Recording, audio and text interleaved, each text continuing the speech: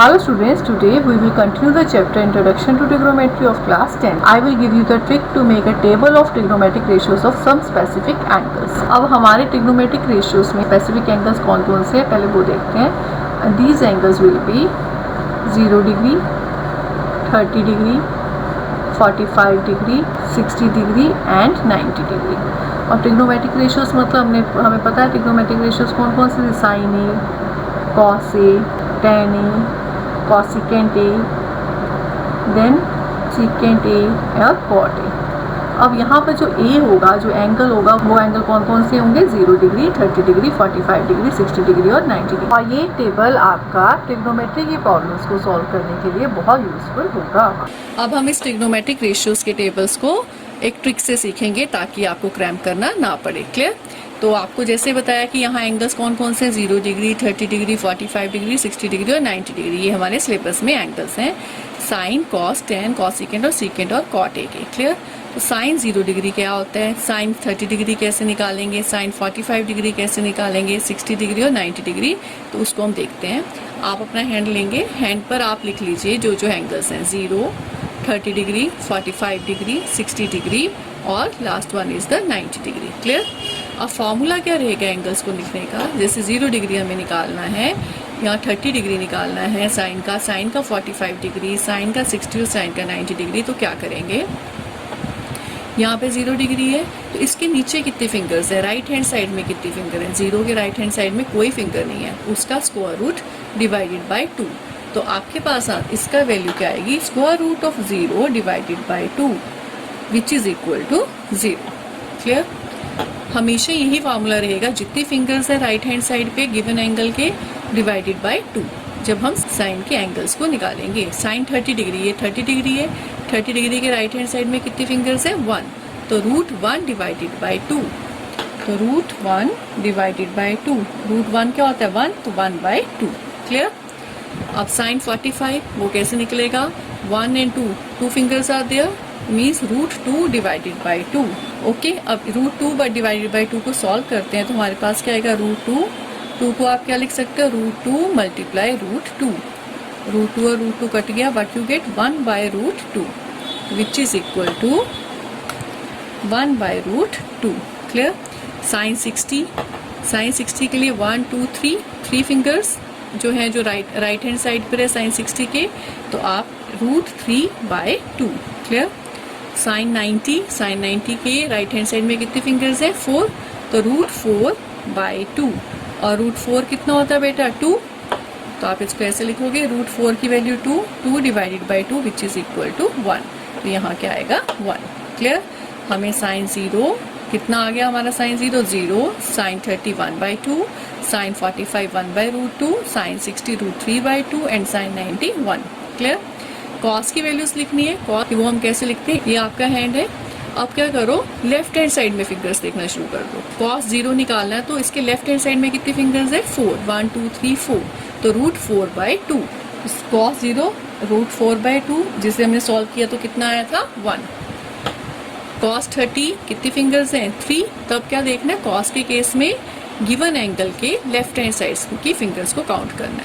तो हमें निकालना कॉस 30, तो मीन्स कितने फिंगर्स है? 3. तो रूट 3 बाय 2. ऐसे ही cos 45, 2 fingers are on the left hand side of 45 degree, तो root 2 by 2 which is equal to 1 by root 2. Cos 60, यहाँ पे एक फिंगर है 60 के लेफ्ट हैंड साइड, तो root 1 by 2 which is equal to 1 by 2. Next cos 90 के left hand side में कोई फिंगर नहीं है, तो root 0 by 2 which is equal to 0. Clear? ये हमें साइन और कॉस की वैल्यूज मिल गई. उसके बाद बच्चों tan निकालना है. tan किसके इक्वल होता है? tan A is equal to sine A divided by cos A. दोनों को क्या करना पड़ता है? डिवाइड करना पड़ता है. तो 0 को जब आप 1 से डिवाइड करेंगे तो क्या आएगा? 0. tan 30 किसके इक्वल आएगा? 1 by 2 divided by root 3 by 2. इसको सॉल्व करोगे तो आएगा 1 बाय रूट 3. अब कैसे आएगा देख लेते हैं इसको. हमारे पास था 1 बाय 2 साइन 30 और cos 30 था रूट 3 बाय 2, ऐसे ही था, which is equal to 1 by 2 multiply इसका क्या हो जाएगा रेसिप्रोकल 2/√3। 2 और 2 कट गया तो क्या बचा 1/√3। तो यही लिखा हमने।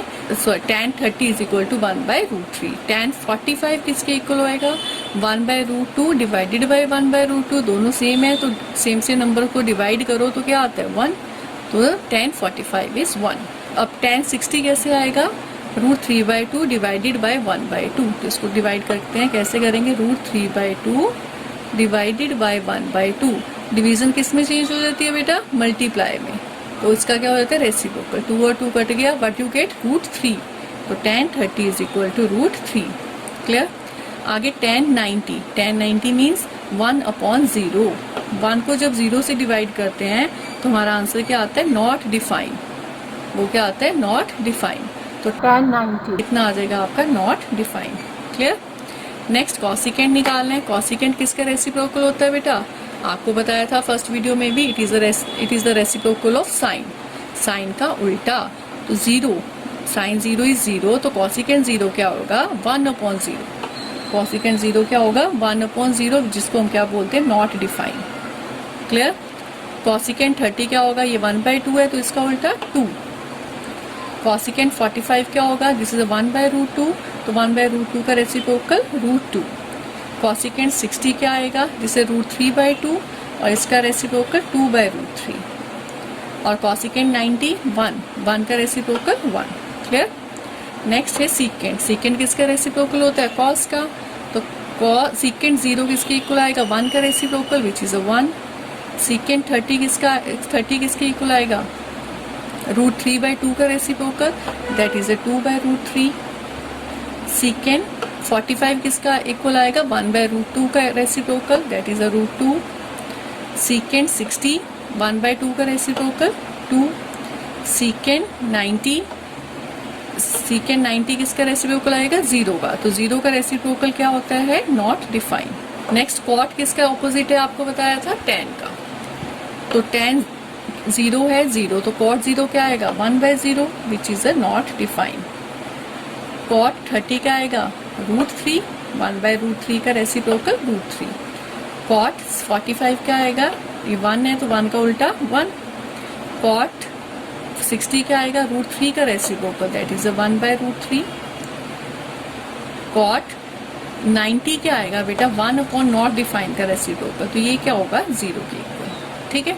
तो ऐसे आप अपना टेबल बिना क्रैम किए बना सकते हैं और साइन और कॉस की वैल्यूज तो आप तुरंत सेकंड्स में निकाल सकते हैं। क्लियर।